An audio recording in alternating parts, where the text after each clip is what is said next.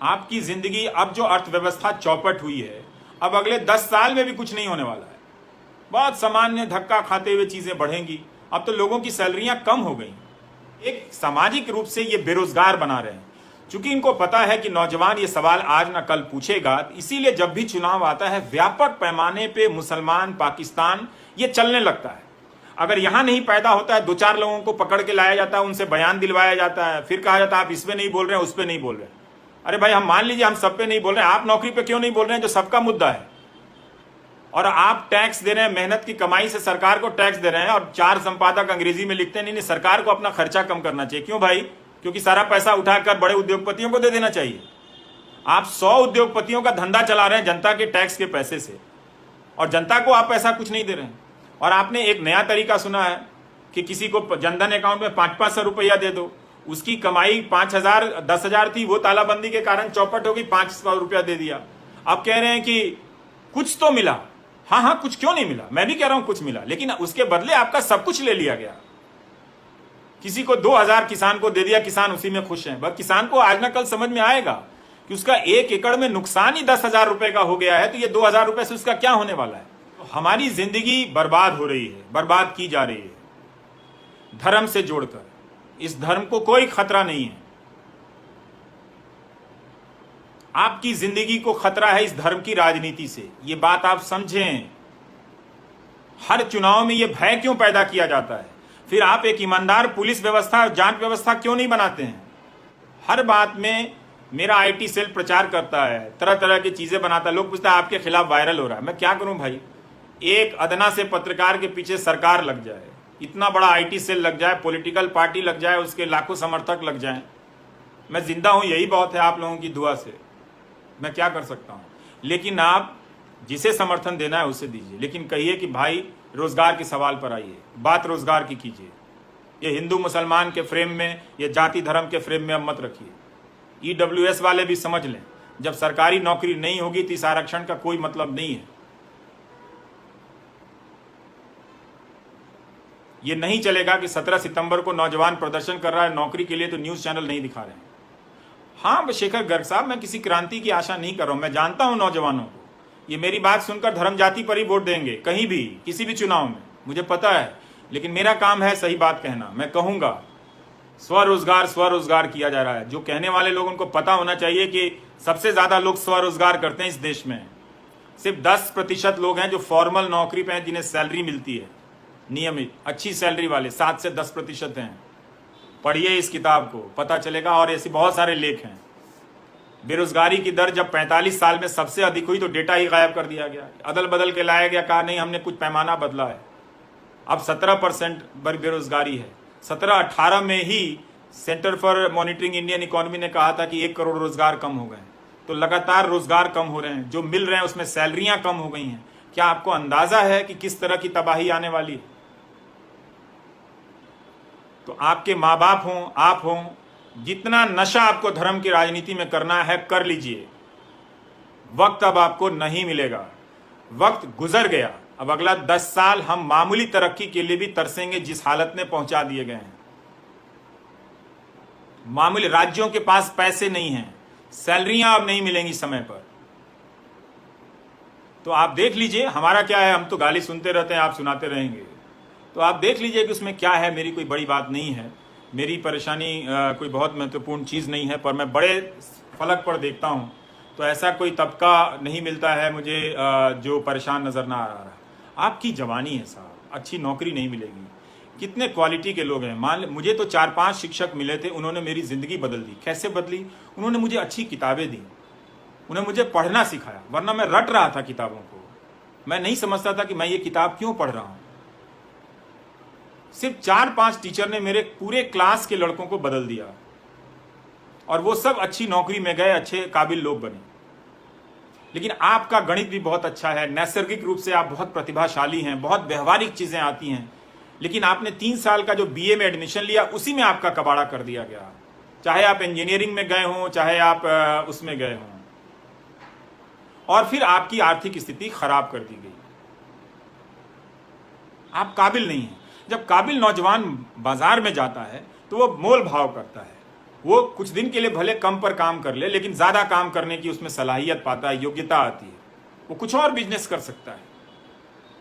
ऐसा क्यों है कि असंगठित क्षेत्र में ज्यादातर लोग 10,000 15,000 की नौकरी करते हैं, बहुत तकलीफ में नौकरी करते हैं, लेकिन इस देश में धर्म की राजनीति ने आप सबको बर्बाद कर दिया है। आप नौजवान अब किसी लायक नहीं रहे। इससे निकलना आप मत समझिए कि फेसबुक लाइव देखकर आप निकल जाएंगे, ना ही मैं आपसे कोई उम्मीद करता हूं। मैंने तो लिखा है कि मैं भारत के युवाओं से 3.5% उम्मीद करता हूं। मुझे सब असलियत पता है दोस्तों कि इस लाइव के बाद आप क्या कहेंगे। सब समाज की सारी व्यवहारिकताओं, अनैतिकताओं को मैं जानता हूं। भारत का समाज जो है, आप अपने घर में, परिवार में, आसपास किसी आयोजन प्रयोजन में देखेंगे, अनैतिकताओं से भरा हुआ समाज है। इसमें एक और बात लिखी हुई है कि भारत का परिवार इलाज कराने और दहेज देने में गरीब हो जाता है। सोचिए, 2 में से 1 परिवार दहेज के कारण गरीब हो जाता है। अब लिखे हैं, पारिदा साहब लिख रहे हैं कि एनआईटी से हैं लेकिन उन्हें नौकरी नहीं मिली है। अब भाई परीक्षाएं अब नहीं होंगी, प्राइवेट सेक्टर में नौकरी नहीं है, सरकार नौकरी देना नहीं चाहती है, क्योंकि रेटिंग एजेंसियां कहेंगी कि आप तो अपना खर्चा बढ़ा रहे हैं। जैसे ही सरकार 10 लाख करोड़ 4 उद्योगपतियों को दे देगी, रेटिंग एजेंसियां वाहवाही करेगी। इस चक्र में हम फंस गए हैं। इसीलिए हो सकता है मेरी बातें सही ना हो, पर्याप्त ना हो, मुझे झारखंड का भी पता है दोस्त, मैं सब सरकार का बोल रहा हूं। जरूर इस मुद्दे पर फोकस मेरा केंद्र सरकार के कारण गया था, और उस फोकस को अभियान की तरह करने के बाद भी आज देखिए कि रेलवे की जो भर्तियां हैं वो पूरी नहीं हुई हैं। तो आपको तय करना है कि आप इस अफीम को, धर्म के खतरे के अफीम को लेकर कब तक जीना चाहते हैं। कई नौजवान लिखते हैं कि मैं तो बदल गया हूं, मैं अपने पिताजी का क्या करूं, वो दिन रात गोदी मीडिया देखते रहते हैं। होता है, ड्रग एडिक्ट्स हो जाते हैं लोग। इतना आसान नहीं है उनको उस चंगुल से निकाल पाना। बहुत मेहनत करनी पड़ेगी इस समाज को नए स्वरूप से गढ़ने के लिए। सरकारों का पुनर्गठन करना पड़ेगा, आर्थिक नीतियों पर हमारी सोच बदलनी पड़ेगी। 50-50 किलोमीटर का एक जिला है, 30 एकड़ की जमीन में घर में डीएम रह रहा है। 1 डीएम क्यों होना चाहिए? 4 डीएम क्यों नहीं होना चाहिए? वो डीएम अपने कार्यकाल में अपने सारे विभाग के कर्मचारियों से मिल नहीं पाता होगा, वो काम क्या करेगा?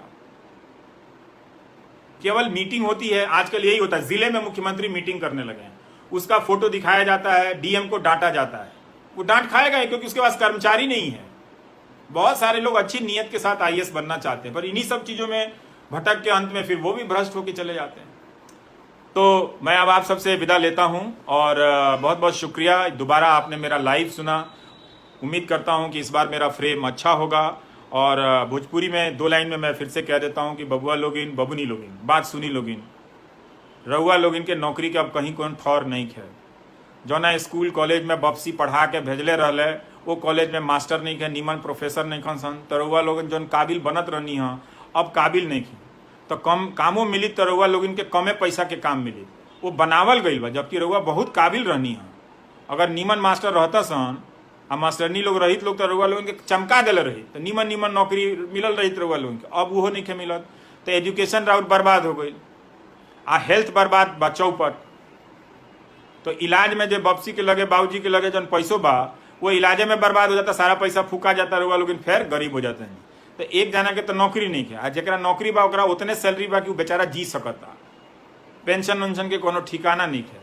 तो ऐसे जो नौकरी के जो मसला बा ओकरा के मजाक में मत उड़ाई, आ ईगो में मत ली रहुआ लोग। हम देखा तनी, सब जानत तनी हम कि क्या तरह लोग जात पात के लेके, धर्म के लेके ड्रामा कैले बा, बुझात नहीं है हमरा। हेतना लोग के कमेंट देखा तनी और पढ़ा तनी, हमरा लोग अकेले नहीं है, ये करत करत थाक गई नहीं। अब मियाज हारल बा, लेकिन फिर बोले लगे नौकरी को लेके। बिहार चुनाव खातिर हम चुप में बानी संबंधित नहीं है, ओकरा बादो बोलल जाई। नौकरी के सवाल के ठीक करही के पड़ी। 3-3 बरिस 4-4 बरिस लोग इम्तहान के लिए लोग ड्रामा कैले बा, लोग अलबरई ढीला लोग आके मंच पर खड़ा होकर कि नौकरी देतनी, स्वरोजगार करो। लोग जानत नहीं गिरो लोग, इनकी सारा आधा आबादी तो स्वरोजगार करता। बिहार में भी अमरजीत जी बहुत खराब है, नौकरी की क्या स्थिति आप पूछ रहे हैं। बिहार में कौन से राज्य में अच्छा है? अरे भाई हम बिहार इलेक्शन में नहीं आए हैं, ये नौकरी का सवाल अनिल कुमार जी 2017 से कर रहे हैं, हर चुनाव में, हर समय।